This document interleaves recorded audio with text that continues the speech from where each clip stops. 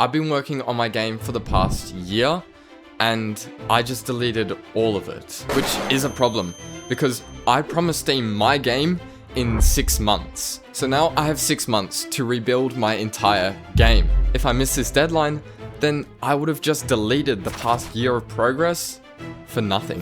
To understand why anyone in their right mind would do something like this, we have to first go back to...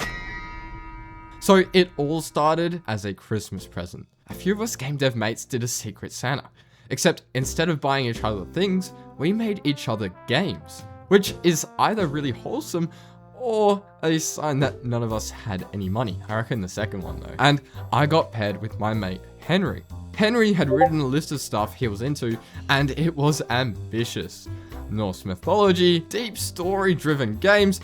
These were all things that I was absolutely not going to pull off in 2 months. But 2 words on that list were ones I could work with: typing and incremental. I'd watched Henry play a typing game a couple of weeks earlier, and this bloke's an elite typist. So I knew that would hook him. Problem is, typing on its own isn't a game. It's more of a drill. The incremental part bit was the bit that made it fun. So, 2 months, I had one idea, off I went. The deadline comes around, we all get together, and we show each other what we made. He was surprised that his immense laziness I feel that deeply in my soul. was inspirational. That's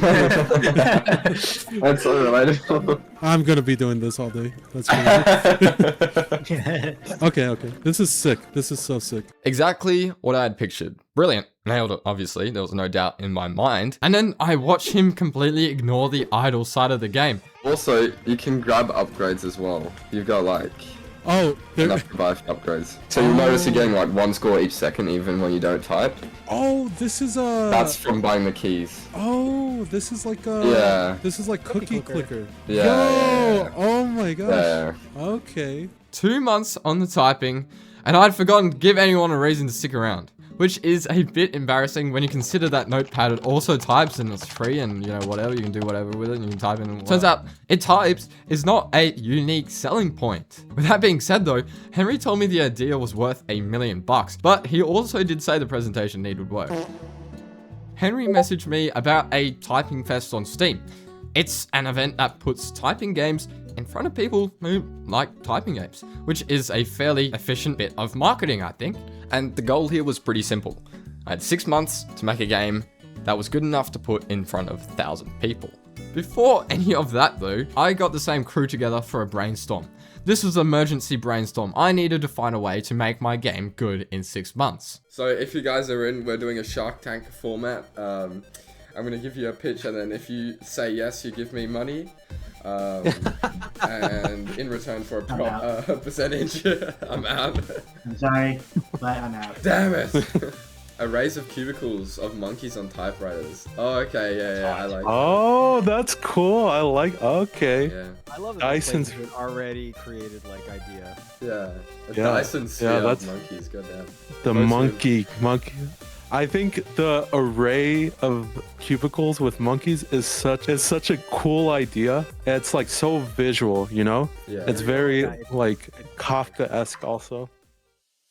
The infinite monkey theorem turned up later. If you haven't heard of it, it's pretty much just a thought experiment when you give a monkey a typewriter and an infinite amount of time and you just let the monkey just bash on the keyboard forever.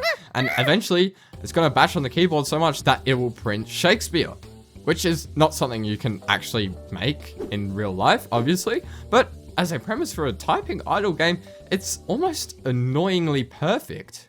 A couple of days later, Henry and I sat down to make sense of the pile of ideas. He starts sketching a rough layout in Figma. He puts a little typewriter in the middle, monkeys and cubicles on either side, and it's just pencil outlines. And pretty quickly I stopped paying attention. I'd been playing this small indie game called Hollow Spire that's basically all black and white.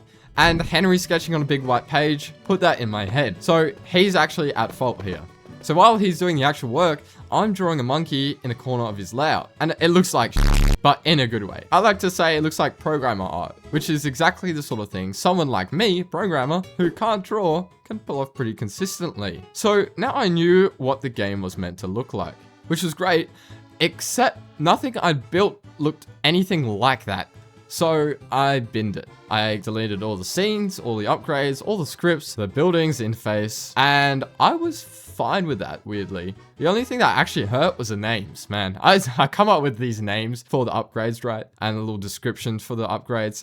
And there was some pretty good puns in there, and now those are gone forever. But out of all that destruction, there were two things that survived. The big number class, because, you know, idle games fall apart the second your numbers get too big for a normal integer. That code was fine, so I decided to keep it in there. And the typing engine, because if there's one thing the original nailed, it was the typing. So 2 files. I spent 2 months to write 2 files, essentially. Okay, don't judge me. You guys have done worse, right? You have done worse? Yeah, I'm gonna assume you guys have done worse. And I'll be honest, deleting all of that was the most fun I've had on the project in weeks. The progress was flying. It turns out removing things is much faster than adding them. Yeah, I can do this, I thought. 6 months is heaps. I could not do this. I worked out that I wasn't gonna make the first slightly too late to do anything useful about it. Still had art to draw, systems to build, and no amount of caffeine was closing that gap. I sat down the day submissions closed, and I opened the project to see if I could tweak a couple things and sneak it in. And to you, the viewer, I could not. The store page was already set up, and putting something half finished behind it felt worse than putting nothing.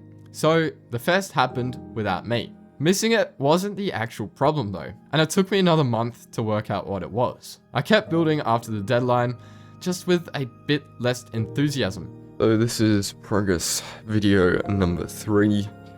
The main stuff that I've done in this last 2 weeks is really a lot of polished stuff. So a few visual or UI stuff, some game, I wasn't miserable, don't feel bad for me, but you know, I was just going through the motions. All I had to do was finish the list, you know, finish the list, and the game was done. Then I finished the list. Everything I'd planned to rebuild was rebuilt, and I had absolutely no idea what to do next. My usual productive morning is to open the blinds, open a window, let some cool air in, sit down, hear the birds, then I'd open the project, and I would just stare at it for like 10-15 seconds and just close it again. And that went on for a while. Open it, move something 2 pixels, change the volume slider, close it. At this point, the main thing keeping me going was that I'd sunk 8 months in, and quitting felt like a waste. I'd already wasted 2 months earlier, which is not, I admit, a great source of motivation. What got me out of this line of thinking had nothing to do with the game at all. Let us set the scene. I'm in class, and I'm definitely not doing what I was supposed to be doing. I was drawing on my laptop, and a mate next to me leans over, and he asks what it is. I tell him.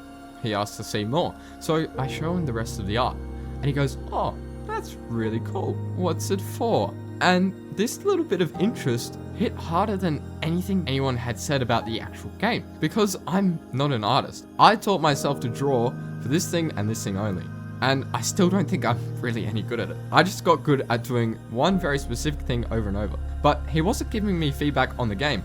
He was reacting to a drawing, and it flipped the whole thing around. I went from, this game is shallow and I need to bolt more features on, to, I've got art people actually like, and I want to build a game that deserves it. But the style didn't come from nowhere. It came from that first goofy monkey I drew in the corner of Henry's Figma board. The same week I decided the old version had to go. So the thing that pulled me out of this, months later down the line, only exists because I decided to start over. Those 2 months I deleted weren't wasted.